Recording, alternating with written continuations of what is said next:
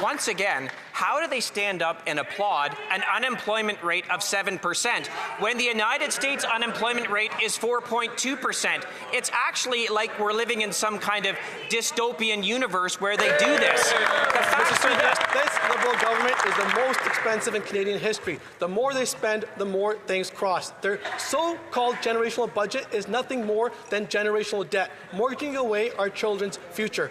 Massive Liberal deficits feed inflation. Inflation fuels unaffordability. Our seniors can barely buy groceries. Our families are stretched thin, and our workers are falling behind. Yet this Prime Minister, he still wants them to make more sacrifices. Can the Prime Minister tell us what more is left for Canadians to sacrifice? The Honourable Government House Leader. Mr. Speaker, this morning brings outstanding news of tens of thousands, in fact 69,000 new jobs in Canada. The second straight month of employment growth in this country.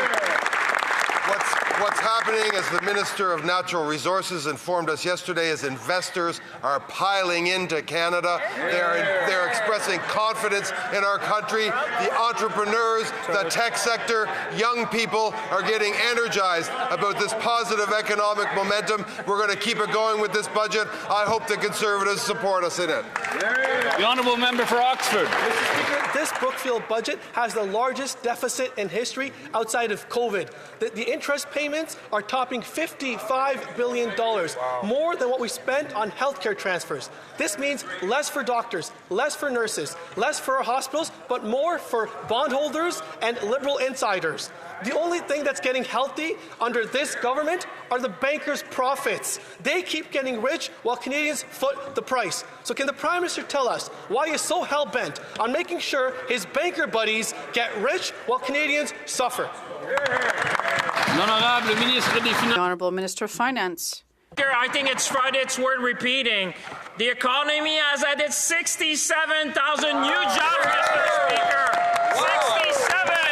Even the Conservatives are happy this morning on a Friday, Mr. Speaker. Look at their face. They are smiling because they're going back home and they have good news. Not only in the budget, Mr. Speaker, there's hundreds of pages of good news, but this morning they can say that the plan of the government will build Canada strong because what, Mr. Speaker? We believe in Canada. Honourable Member for Dufferin-Caledon. Only a bunch of Liberals would stand up and applaud an unemployment rate of 7% when the United States unemployment rate is 4.2%. This is the most expensive government in Canadian history. In 10 years, they doubled the debt, and now they're going to pile on another $78 billion. Meanwhile, 2.2 million Canadians are going to the food bank. The softwood lumber industry is being devastated. The auto industry is being devastated. Is there a Liberal over there that can stand up and explain how they've spent so much money to accomplish so little? The Honourable Minister of International Trade. 67,000. That's how many new jobs were created last month. 20,000 of these jobs were for young Canadians. A clear sign that our plan is working. In Canada, 1 in 5 jobs are related to trade. From small businesses to major exporters, Canadians are driving growth and creating opportunities. In Budget 2025, we have a plan to support our entrepreneurs, our workers, our exporters, as we build the strongest economy in the G7. Thank you, Mr. Speaker. Honourable Member for Dufferin-Caledon. Once again, how do they stand up and applaud an unemployment rate of 7% when the United States unemployment rate is 4.2%? It's actually like we're living in some kind of dystopian universe where they do this. The facts are this. A softwood lumber industry is being hollowed out. 2.2 million Canadians are using the food bank. The auto industry is on its knees, and they stand and applaud a 7.1% unemployment rate. They have spent more money than all governments combined in the history of Canada. How can they applaud when they've spent so much to actually accomplish so little? The Honourable Minister of Artificial Intelligence and Digital Innovation. Speaker, here is something to applaud about. We created 67,000 new jobs last month. That's right. Mr. Speaker, this is about building an affordable nation for a nation of builders. This budget does just that. We are building affordable housing for young people. We are creating 100,000 new summer jobs. And Mr. Speaker, we are investing in the tech sector. 800,000 workers, fastest growing job sector in the economy, many for young people. I hope the Conservatives, and many of them do, support this budget. The honourable member for Louis Saint Laurent Aquia-Winrac. Mr. Speaker, the Liberals have presented the most expensive and deficit-ridden budget in Canada's history outside of the pandemic. Nearly $8 billion in deficit. $80 billion. Mr. Speaker, a deficit means spending money we don't have. A deficit is a bill that we send our children and our grandchildren. A deficit is adding fuel to the inflation fire. Why is this Prime Minister spending more and uncontrolledly without focusing on inflation? The Honourable Minister. Thank you, Mr. Speaker. I'm very proud to inform my colleague that over the past month, the Canadian economy added 67,000 new jobs. Because with their help, if we support the 2025 budget, we will unleash the power of the Canadian economy by building big projects like the container for the Port of Quebec, and I hope he'll support the economy so we can build the strongest in the G7. The honourable member for Louis Saint Laurent Aquia-Winrac. Mr. Speaker, unfortunately, I'm not proud at all of the figure I'm going to cite. 2.2 million Canadians have to use a food bank. That's the Liberal track record. And of these 2 million, 1 out of 3 are children. We're talking about 700,000 children in Canada that have to use food banks to eat. Mr. Speaker, but I love Canada too much to see this. Why is the government continuing to rack up deficits? We're talking about $80 billion. We know deficits are just debts we're sending to our children, our grandchildren. Canadians deserve better than this. The Honourable Secretary of State. Thank you, Mr. Speaker. This budget invests in our children.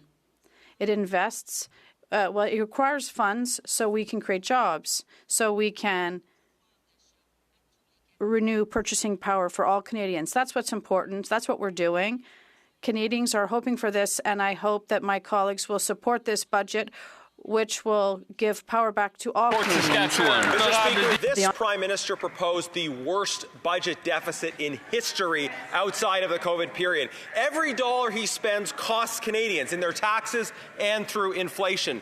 More spending by government means more sacrifices for Canadians, with more than 1 in 4 Canadians now living in financially insecure households. Will this Prime Minister at least consider reducing his deficits to levels that we saw under Justin Trudeau?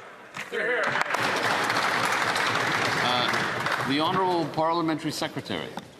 Mr. Speaker, what's remarkable about this budget is that it builds for the future, but it helps people today. This is a budget that cuts taxes for 22 million Canadians, saving families up to $800 a year. It makes the National School Food Program permanent, helping over 500,000 kids. It delivers automatic federal tax filing for 5.5 million Canadians. It invests in housing, it invests in infrastructure, and it lowers the barriers to make the Canada Disability Benefit more accessible. If the member opposite truly cares about affordability for families in Canada, he would come on over and vote for this budget. The honourable member for Sherwood Park, Fort Saskatchewan. Mr. Speaker, I know it's difficult for some members of the Liberal caucus to understand, but parents would actually prefer to be able to afford to buy food themselves for their kids. And they used to be able to before these Liberals took office. Latest numbers today show that more than 1 in 4 people in Canada are living in a financially insecure household. More than 1 in 4. That is the legacy of this party. It wasn't this way before. It doesn't have to be that way again. When will they change course? The Honourable Parliamentary Secretary. Mr. Speaker, these Conservatives think they know best, but they are actually ignoring the experts. They're ignoring the Coalition for Healthy School Food, who calls this budget a great step forward to support children and youth in Canada. They're ignoring the Heart and Stroke Foundation and the Breakfast Club of Canada that also applaud our commitment to making the National School Food Program permanent. The Conservative Party needs to listen to the experts, listen to Children First Canada about why this program makes a difference and why 500,000 families across the country are going to benefit from it. The honourable member for Leduc-Wetaskiwin. Speaker, speaking of experts, according to Fitch Ratings just yesterday, quote, Canada's proposed budget announced in Parliament on November 4th underscores the erosion of the federal government's finances. Persistent fiscal expansion and a rising debt burden have weakened its credit profile and could increase rating pressure over the medium term. Mr. Speaker, this has happened before with crushing impact on Canadians. In the 90s, after similar rating pressure, the Liberal government of the day was forced to cut 32% from federal health and social transfers over just 2 years. Does anyone over there understand the gravity of this situation? The Honourable Minister of Natural Resources. Mr. Speaker, as somebody who spent much of his life in the banking community, let me tell him about the S&P and Moody's ratings, which are AAA, the best in the entire world. The best in the entire world. We have the second lowest debt in the GDP, Mr. Speaker. We're doing just fine. The Honourable Member for Leduc-Wetaskiwin. Mr. Speaker, ratings are always great until the day they're not. Here's a quick review of the early 90s from Reuters. February 1994, quote, Liberal government brings down what it considers to be a tough budget. It nonetheless has spending rising slightly, an immediate public and market reaction as it did not go nearly far enough. January 1995, quote, a biting editorial in the Wall Street Journal headline, Bankrupt Canada calls Canada an honorary member of the Third World. The next month, the Liberal government was forced to make the most vicious cuts to healthcare and social programs in Canadian history. Who over there is willing to take a stand to avoid a repeat? The Honourable Minister of National Defence. Mr. Speaker, Budget 2025 includes generational investments to rebuild, rearm and reinvest in the Canadian Armed Forces, and it starts with our people. This budget includes a $2 billion historic pay and benefits package, which will impact close to 100,000 forces and their families. Untrained sailors, privates and aviators are receiving a 20% pay raise. That's what's in our budget. That's what's at stake. All members of the House should come together to support our forces as they help build and keep Canada strong. Honourable Member for Kitchener Centre. Mr. Speaker, while Canadians are being forced to choose between heating and eating, this government has chosen to increase our national debt by $80 billion. Can this Prime Minister please explain how driving up the debt and increasing the cost of living is going to help the single mom skipping meals, the senior afraid to open their hydro bill, or the young family priced out of their new home? Or is this just continued economic theatre from a government that's completely lost touch with reality?